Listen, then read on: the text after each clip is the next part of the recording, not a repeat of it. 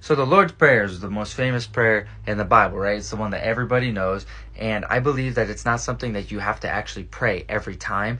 Jesus only uses it as your guidelines to lay down of how you should be praying. Matthew 6:9-13 is the Lord's Prayer. This then is how you should pray. Our Father in heaven, hallowed be your name. Thy kingdom come, your will be done on earth as it is in heaven. Give us today our daily bread, and forgive us our debts as we have also forgiven those who have sinned against us. And lead us not into temptation, but deliver us from evil. So what are we praying for when we are praying in this way? For starters, we are seeking to be in God's presence with a worshipful heart. Our Father in heaven, holy is your name. We are asking God to be in his presence and asking God to come be with us. Seek God's priorities over your own. Your kingdom come and your will be done. You don't want to do what you want to do. You need to ask God what is his will so you can do what he commands you to do. Then you want to seek for God's provision for your daily needs. Give us this day our daily bread.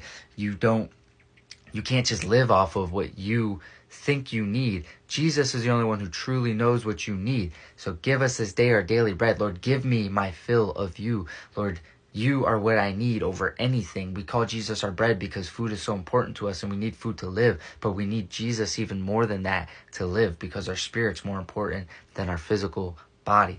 Then you want to seek God's pardon for your sin. God, forgive me of my sins as I have forgiven those who sin against me.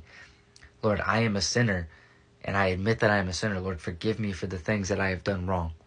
And then you want to seek God's power to overcome temptation. Lead me not into temptation, but deliver me from evil. These are all things that we should be praying for in our everyday prayer. It does not mean recite the Lord's Prayer every day, but in your prayer and what you say to God when you're communicating to him, I believe. Best way to start every morning, pray a prayer going by these guidelines. Seek his presence.